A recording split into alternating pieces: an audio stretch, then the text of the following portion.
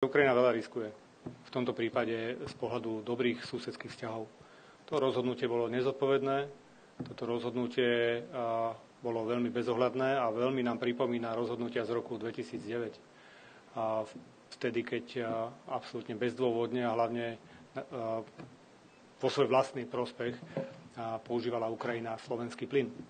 Čiže z tohto pohľadu si myslím, že ten krok je veľmi problematický a verím, že sa veľmi skoro vyrieši, pretože by to zásadným spôsobom poškodilo naše vzťahy. Kríza vždy ukáže, že každá krajina musí myslieť predovšetkým na svoje vlastné záujmy a tak v priamom ohrození najprv chrániť svoje územie, svoje záujmy a už len veľmi ťažko dokáže poskytovať pomoc niekomu ďalšiemu. A preto sa to ukázalo aj v prípade protivzdušných systémov, kde predchádzajúce vlády sľubovali, že až do príchodu nových protivzdušných systémov tu ostanú tieto systémy, ale nestalo sa tak. Finalizujeme rokovania o nakúpení nového systému a verím, že v priebehu niekoľkých týždňov oznámime definitívny výsledok. Tie rokovania boli veľmi komplikované a zdĺhavé a ťažké, pretože predrokované podmienky boli absolútne neakceptovateľné.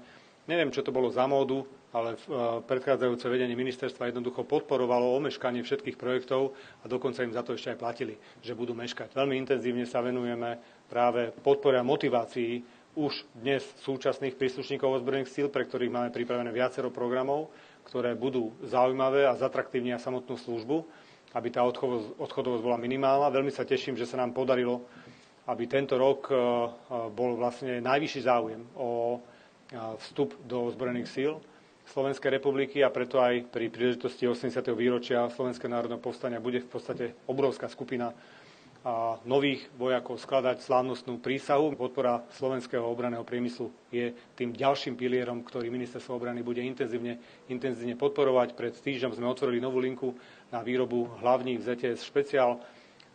Je tisícky rodín, ktoré obranný priemysel na Slovensku zamestnáva, má šancu ťažiť práve z aktuálneho záujmu o výrobky slovenského obranného priemyslu. Potom je to komplexná modernizácia našej infraštruktúry, na ktorej intenzívne pracujeme, pretože jednotlivé základne ozbrojených síl nezodpovedajú stavu v roku 2024 a tieto prostriedky budeme investovať čo najrýchlejšie.